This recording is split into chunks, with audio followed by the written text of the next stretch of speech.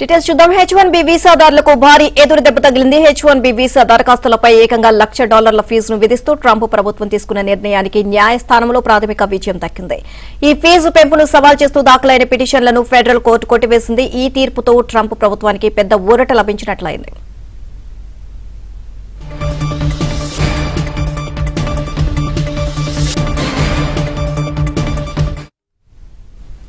మాజీ అధ్యక్షుడు ఒబామా హయాంలో నియమితులైన జడ్జి బెరెల్ హోయల్ ఈ కేసులో ట్రంప్ నిర్ణయమే సరైంది అని తీర్పునివ్వడం ప్రాధాన్యత సంతరించుకుంది. విదేశీయుల ప్రవేశాన్ని నియంత్రించే లేదా పరిమితం చేసే పూర్తి అధికారం అధ్యక్షుడికి ఉంటుందని జడ్జి స్పష్టం చేశారు. ఇది దేశ ఆర్థిక భద్రతకు సంబంధించిన అంశం కాబట్టి ఇందులో కోర్టులు జోక్యం చేసుకోలేవని ఫెడరల్ కోర్టు తీర్పు చెప్పింది. దీంతో ఇప్పుడు ఈ పోరాటం అప్పీల్ కోర్టుకు చేరింది.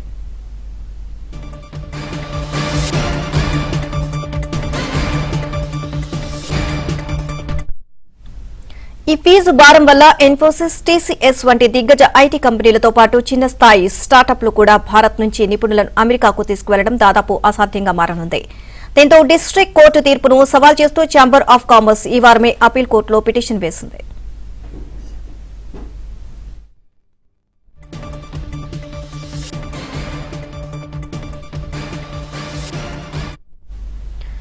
ఇదే అంశానికి సంబంధించి మరిన్ని అప్డేట్స్ మా ఢిల్లీ బ్యూరో చీఫ్ కృష్ణ అడిగి తెలుసుకుందాం. కృష్ణ,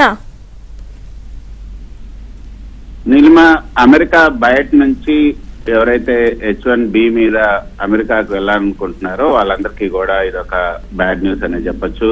నూతన సంవత్సరం ఇది అమెరికా ఫెడరల్ కోర్టు చెప్పినటువంటి ఒక విషాదకరమైనటువంటి వార్త.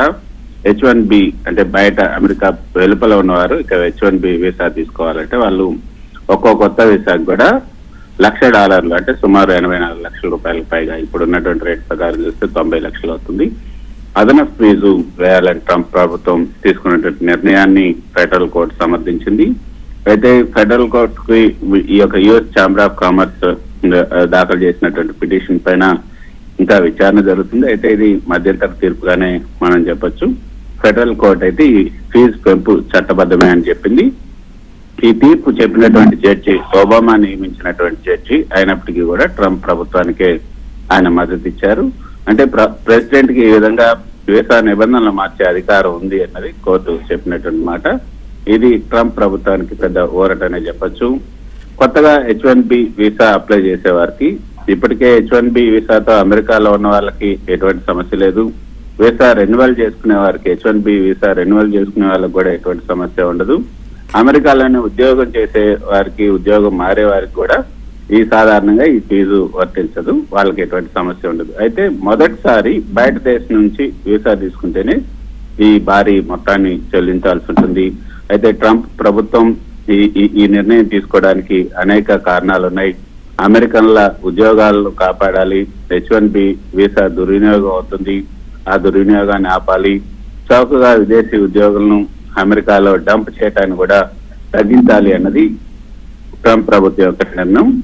కానీ కొన్ని కంపెనీలు అదేవిధంగా యుఎస్ ఛాంబర్ ఆఫ్ కామర్స్ ఇవన్నీ కూడా ఇది చాలా అన్యాయం, చిన్న మధ్యస్థ కంపెనీలు భరించలేవు, ఐటీ టెక్ రంగం తీవ్రంగా నష్టపోతుంది అన్నది యుఎస్ ఛాంబర్ ఆఫ్ కామర్స్ వాదన.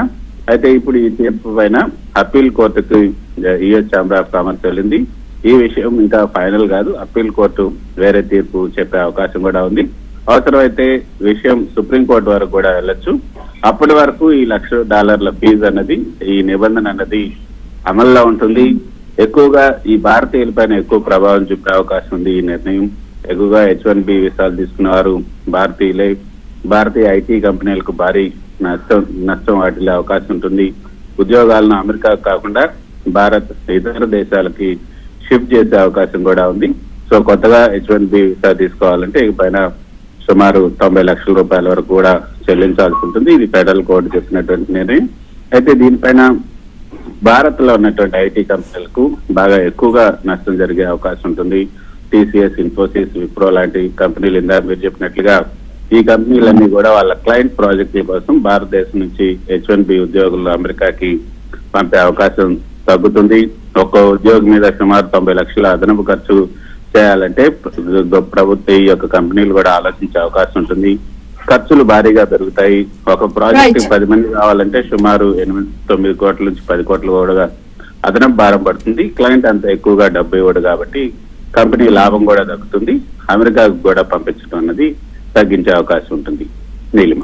Right, thank you.